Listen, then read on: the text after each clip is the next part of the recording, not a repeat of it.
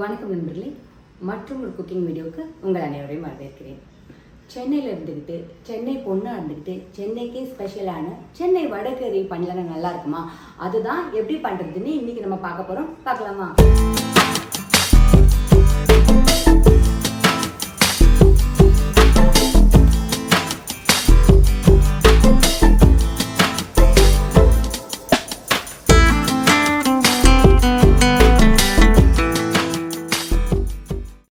இப்போ இதுக்கு தேவையான பொருட்கள் என்னென்னு பார்த்துக்கலாம். ஒரு அரை ஸ்பூன் சோம்பு, 4-5 கிராம்பு, ஒரு 2 ஏலக்காய், கொஞ்சம் பட்டை, 2 பிரிஞ்சி இலை, அப்புறம் கொஞ்சம் கல்பாசி, 1 ஸ்பூன் காஷ்மீரி மிளகாத்தூள் எடுத்துகிட்ருக்கேன், 1 ஸ்பூன் தனியாத்தூள், அரை ஸ்பூன் கரம் மசாலா, அதுக்கப்புறம் அரை ஸ்பூன் சோம்பு, அப்புறம் 3/4 ஸ்பூன் சாம்பார் மசாலா எடுத்துகிட்ருக்கேன். அப்புறம் 6 வடை வேணும். இந்த சைஸ் வெங்காயம் 2, இந்த சைஸ் தக்காளி ஒரு 3 தக்காளி பொடியாக நறுக்கி எடுத்துகிட்ருக்கேன், 1 கைப்பிடி புதினா, 1 கைப்பிடி கொத்தமல்லி, 5-6 துண்டு இஞ்சி, 5-6 பல் பூண்டு, 2 பச்சை மிளகாய். இதை நம்ம அரைச்சி எடுத்துக்கணும். தேவையான அளவு எண்ணெய். கடாய் வச்சு ஸ்டவ் பற்ற வச்சுக்கோங்க. ஆக்சுவலி வடைக்கறிக்கு கொஞ்சம் நல்லா எண்ணெய் இருந்தால் நல்லா தான் இருக்கும். நல்லா எண்ணெய் இருக்கணும். அதனால ஒரு 3 தேக்கரண்டி எண்ணெய் ஊற்றிக்கோங்க. எண்ணெய் காஞ்சோடனே தாளிக்கு எடுத்துக்கிட்ட பொருட்கள்லாம் போட்டுடலாம். இதெல்லாம் பொரிஞ்ச உடனே நம்ம நறுக்கி வச்சுருக்க இந்த 2 வெங்காயத்தை சேர்த்துக்குவோம்.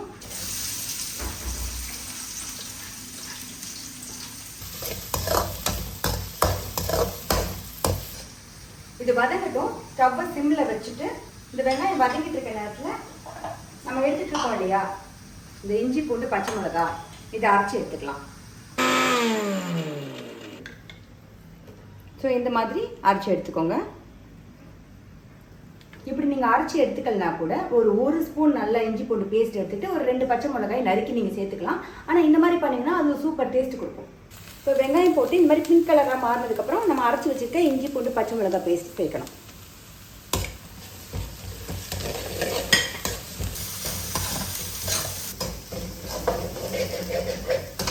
நம்ம இஞ்சி பூண்டு பச்சை மிளகாய் அந்த பேஸ்ட் போட்டு ஒரு 2 to 3 மினிட்ஸ் வதக்கி விட்டுட்டு நாம நறுக்கி வச்சுருக்க தக்காளி சேர்த்துக்கணும்.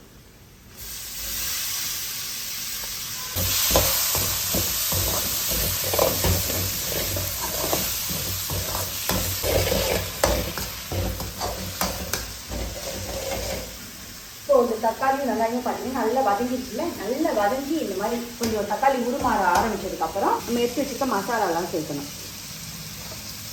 1 ஸ்பூன் தனியாத்தூள், 1 ஸ்பூன் காஷ்மீரி மிளகாத்தூள், 3/4 ஸ்பூன் சாம்பார் பவுடர், அரை ஸ்பூன் கரம் மசாலா, அரை ஸ்பூன் சோம்புத்தூள் சேர்த்து வதக்கணும்.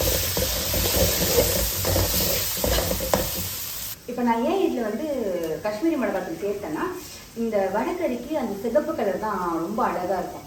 அதனால நான் காஷ்மீரி மிளகாத்தூள் சேர்த்துருக்கேன். இதில் நீங்கள் பார்த்தீங்கன்னா பச்சை மிளகா 2 பச்சை மிளகா நான் அரைச்சி போட்டிருக்கேன், ஒரு 3/4 தூள் சாம்பார் தூளும் போட்டிருக்கேன். இதெல்லாம் காரம் கொடுத்துரும். அதனால காஷ்மீரி மிளகாத்தூள் 1 ஸ்பூன் அப்படின்னு நான் சொல்லியிருக்க அளவு கரெக்டாக தான் இருக்கும். பர்ஃபெக்ட் காரமாக இருக்கும். நீங்கள் மசாலெலாம் போட்டு இதில் நீங்கள் நல்லா வதக்க ஆரம்பிச்சதுக்கப்புறம் ட்ரை ஆக ஆரம்பிக்கும். அந்த டைமில் கொஞ்சம் கொஞ்சமாக தண்ணி சேர்த்து நல்லா வதக்குங்க. நமக்கு நல்லா இந்த மாதிரி டேஸ்ட்டாக வேணும். இப்போ நீங்கள் என்ன பண்ணலான்னா, நாம் எடுத்து வச்சுருக்கோம் இல்லையா 1 கைப்பிடி புதினா, அதை சேர்க்கலாம். கூடவே கொஞ்சம் கொத்தமல்லியும் சேர்த்துக்கலாம்.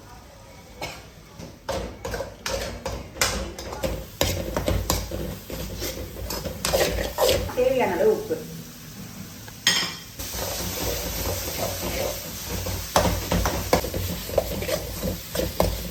போட்டதுக்கு அப்புறம் ஒரு 5 நிமிஷத்துக்கு நல்லா வதக்குங்க. அந்த புதினா கொத்தமல்லியோட வாசம் போற அளவுக்கு அது நல்லா வதங்குற அளவுக்கு வதக்கிட்டு தேவையான அளவு தண்ணி சேர்க்க போறோம். இது உங்களுக்கு ஞாபகம் இருக்கும், நம்ம அரைச்ச அந்த இந்த தண்ணியை என்னைக்கும் விட்டுறக்கூடாது. அதை அலசி ஃபர்ஸ்ட் சேர்த்துக்கோங்க. இன்னும் கொஞ்சம் தண்ணி, அதாவது உங்களுக்கு எவ்வளோ தண்ணி வேணுமோ அந்த மாதிரி தண்ணி சேர்த்து அது லேசாக ஒரு கொதி வரட்டும். இந்த ஸ்டேஜில் உப்பு கரெக்டாக இருக்கான்னு நீங்கள் பார்த்துக்கலாம். இப்போ உப்பு பார்த்தீங்கன்னா நான் உப்பு கொஞ்சம் கம்மியாக தான் போட்டிருக்கேன். ஏன்னா நான் வடையை வச்சு பண்ண போகிறேன். நாமளாம் நிறைய மாதிரி பண்ணுவாங்க.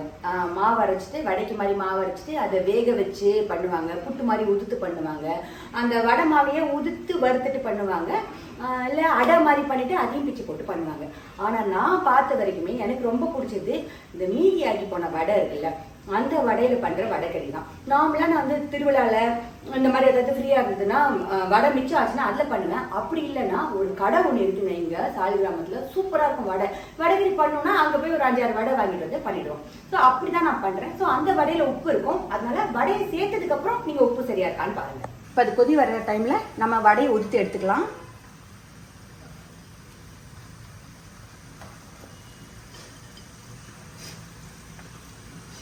வடை பார்த்தீங்கன்னா எனக்கு இந்த ஸ்டேஜில் உடுத்து, எனக்கு கொஞ்சம் அந்த இது வெந்து இப்படி வரும்போது நல்லா இருக்கும். ஸோ நான் இந்த ஸ்டேஜில் உடுத்து வச்சிருக்கேன். இந்த மாதிரி உதுத்துக்கோங்க. இப்போ நம்ம உதுத்த வடையை இதில் சேர்த்துக்கலாம்.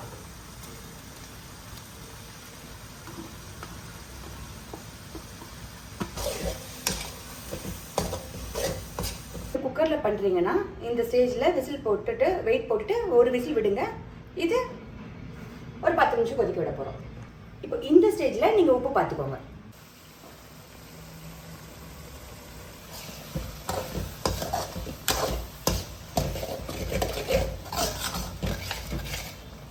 சொன்ன மாதிரி 10 நிமிஷம் வேக விட்டுருக்கேன். அது எதுக்குன்னா எனக்கு இந்த கன்சிஸ்டன்சியில் வேணும், அதனால தான். வடை வந்து ரொம்ப நேரம் வேக வேணா, 10 நிமிஷம் வெந்தால் போதும். வடைக்கறி சூப்பராக இருக்கும்.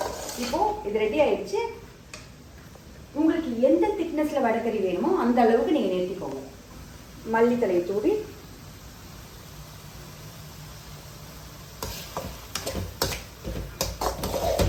கிண்டி இறக்கி அவ்வளோதான்.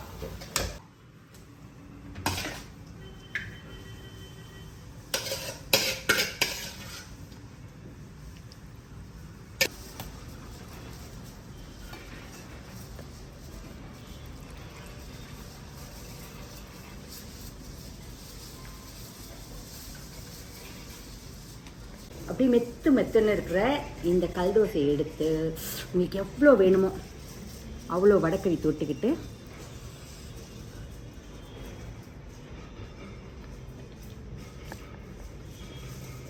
பா நிஜமாக சொல்கிறேங்க, ப்ளீஸ் எனக்காக ஒரு கல்தோசையில் நிறைய பேர் சாப்பிடுவீங்க, ஒருவேளை சாப்பிடாதவங்க கல்தோசையோட ட்ரை பண்ணி பாருங்கள். வேறு லெவலில் இருக்குது. நான் சொல்லி கொடுத்த மாதிரி இது பண்ணி பார்த்துட்டு எப்படி இருந்ததுன்னு எனக்கு சொல்லுங்கள். இணைந்திருங்க நண்பர்களே, தொடர்ந்து பயணிப்போம். நீ என்ன பண்ணிட்டு இருக்கீங்க? கார் ஓட்டிக்கிட்டே படிச்சு எக்ஸாமுக்கு படிச்சுட்டு இருக்கேன். ஐயோ ஐயோ, நிறைய ஏதேதோ எழுதி வச்சிருக்கீங்க. அதெல்லாம் online. So something new is coming up. Something exciting is coming up. Probably yes, you can say that. It is. Yes, நீ சொல்ற. எவ்வளவு மாசத்து ஹார்ட் ஒர்க். ஐயோ அது போதுடி, நிறைய போகும். எவ்வளவு மாசம் இல்ல, எவ்வளவுதான். I know. So many sleepless nights. Seriously. ஏதாவது ஒண்ணுக்குள்ள போயிட்டா எனக்கு அப்படியே உள்ள போய் இதே பிரச்சனை வாழ்க்கையில. சோ கூடிய சீக்கிரத்துல உங்ககிட்ட இந்த அப்டேட் எதிர்பார்க்கலாமா? இத பத்தி ப்ளீஸ் எதிர்பாருங்க. சூப்பரா